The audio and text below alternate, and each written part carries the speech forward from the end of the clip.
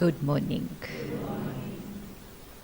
जब से शिवमणि में एंटर हुए और फिर एक एक जगह जब देखी, एक एक कमरा देखा, एक एक डिपार्टमेंट देखा, तो मुझे याद आया कि शुरू में कैसे हॉस्टल बना है ना। तो बाबा ने क्या किया, शुरू में जो छोटे छोटे बच्चे थे उनके लिए हॉस्टल बनाया। तो वो कितने साल के बच्चे आए उस हॉस्टल में, है ना, 5, 6, 7, 8 साल, मैक्सिमम 9 साल के बच्चे, है ना। 9 साल के बच्चे और पढ़ाने वाले 15 साल की दादी ना। लेकिन उस हॉस्टल में बाबा ने उन बच्चों को राजकुमार राजकुमारियों की तरह रखा था। उनके ब्रश पर भी पेस्ट कोई और लगा कर देता था उनको, है ना। और हर चीज़ उनके हाथ में, उनके लिए कितना लाड, कितना लाड। तो वो कितनी स्पेशल आत्माएं थी, वो स्पेशल आत्माएं थी, एक ये स्पेशल आत्माएं हैं जिनको बाबा खुद इतना लाड करता है। हाँ? हम 2 बहनें आई, हमें तो लग रहा था हमारी थोड़ी एज ज़्यादा होती तो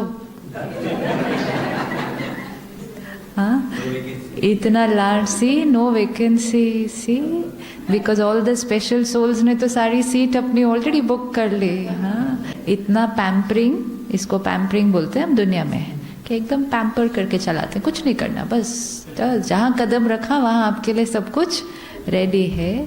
तो ऐसी पैम्परिंग तो बहुत विशेष आत्माओं को मिलते हैं। सब जिम्मेवारियों से भी मुक्त, सारा साधारण कर्म से भी मुक्त। इतना श्रेष्ठ भाग्य फ्री में नहीं मिलेगा, इसका रिटर्न कुछ बड़ा बाबा लेगा। इसीलिए तो उनको ये टाइम फ्री मिला है ना, सिर्फ अपने ऊपर। वैसे भी ये स्थान दिखने में भी सत्युगी है, वातावरण भी सत्युग है, सुविधाएं भी सत्युग है ना। अभी सिर्फ क्या रह गया, हमारा संस्कार जो थोड़ा सा एक स्टेप दूर है सिर्फ सत्युग से, बाकी तो हम वहाँ तक पहुँच ही गए हैं। तो रोज़ अपने ऊपर अगर हम उतना अटेंशन रखें कि अब हम साधारण नहीं, हम नेगेटिव नहीं, वो तो खत्म हुआ पाठ, लेकिन अब हम साधारण भी नहीं। अब हमारा सोचना, बोलना, चलना, व्यवहार करना कैसा होना चाहिए, बिल्कुल देवताई। हम वो लोग हैं जो कलयुग में रहते हुए जिनके संस्कार सतयुग जैसे हैं। तो अगर उनके लिए अभी स्वर्ग है तो हमारे लिए अभी क्या होना चाहिए, हमारे लिए भी अभी स्वर्ग होना चाहिए। उनके लिए स्वर्ग इसलिए है क्योंकि उनके पास महल है, हमारे लिए स्वर्ग इसलिए है क्योंकि हमारे पास देवताई संस्कार है। तो सतयुग कोई भविष्य में नहीं आने वाला। सतयुग कब आएगा, सतयुग भविष्य की वेट नहीं करनी हमने, वो सृष्टि पर जब आएगा तब तो आएगा ही।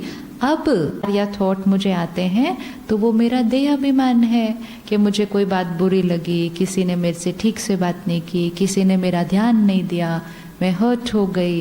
ये सारे हमारे कलयुग वाले संस्कार हैं।